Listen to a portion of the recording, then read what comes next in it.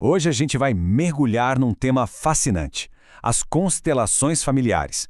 Vamos tentar entender a ideia de Bert Hellinger, essa abordagem que olha para umas forças invisíveis que, segundo a teoria, podem acabar moldando a nossa vida.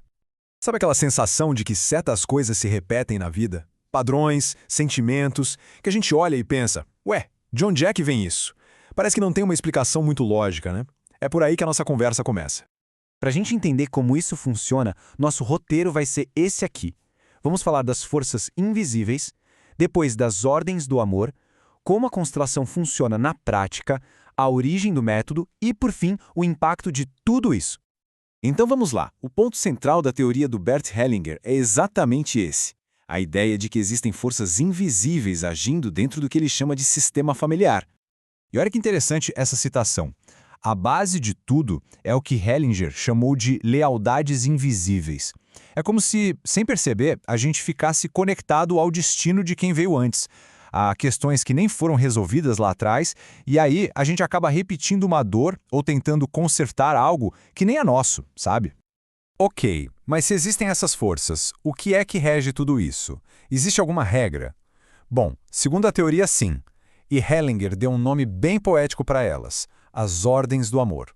E essas ordens são três, bem diretas. Pensa assim. A primeira é a do pertencimento. Todo mundo da família, sem exceção, tem o direito de pertencer. Ninguém pode ser excluído. A segunda é a hierarquia. Basicamente, quem chegou primeiro tem precedência. E a terceira é o equilíbrio. Tem que ter uma balança justa entre o que se dá e o que se recebe. A teoria diz que quando uma dessas ordens é quebrada, aí o sistema inteiro tenta se ajeitar, e essa compensação pode acabar sobrando para quem vem depois. Tá, tudo isso é muito interessante na teoria, mas e na prática? Como é que isso vira uma sessão de constelação?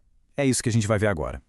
Para entender a prática, a gente precisa falar de um conceito-chave: o campo sistêmico. Imagina uma espécie de nuvem de informações da família. Uma consciência viva que guarda tudo: as memórias, os traumas, os segredos, mas também as forças de cura. É nesse campo que o trabalho acontece.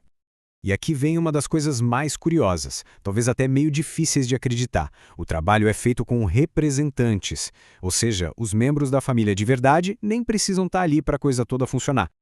Funciona mais ou menos assim. Durante a sessão, pessoas são escolhidas para representar os membros da família, elas são posicionadas no espaço meio que intuitivamente. E é aí que o negócio fica impressionante. Elas começam a sentir coisas, emoções, sensações físicas que são das pessoas reais que elas estão representando. E assim, de forma bem visceral, que as dinâmicas escondidas da família começam a aparecer. Não é algo racional, é pura vivência.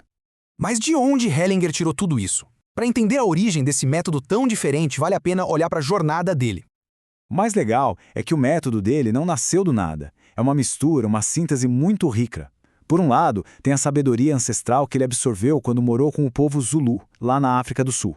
Por outro lado, ele juntou tudo isso com o que estudou de terapias ocidentais, tipo Gestalt, PNL, psicanálise, e dessa mistura toda nasceu algo completamente novo. Certo, a gente já viu a teoria, a prática, a origem, mas, no final das contas, para que serve tudo isso?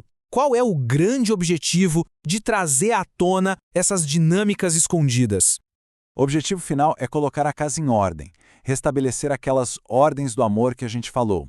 A ideia é que, quando a ordem é restaurada, o sistema familiar inteiro se reorganiza, encontra um novo eixo e quem passa pelo processo geralmente relata um alívio, uma compreensão profunda que vem de dentro. No fundo, o propósito é esse aí. É sobre reconhecer o passado, honrar todo mundo que veio antes, mas principalmente é sobre liberar a gente de carregar um peso que não é nosso. É como devolver uma mochila pesada para o verdadeiro dono. A teoria diz que ao fazer isso, a gente finalmente fica livre para viver a nossa própria história. E tudo isso nos deixa com uma última reflexão, que é a grande provocação dessa abordagem. E se a chave para entender o nosso presente estivesse de verdade escondida no passado da nossa família? É uma pergunta que as constelações nos convidam a explorar.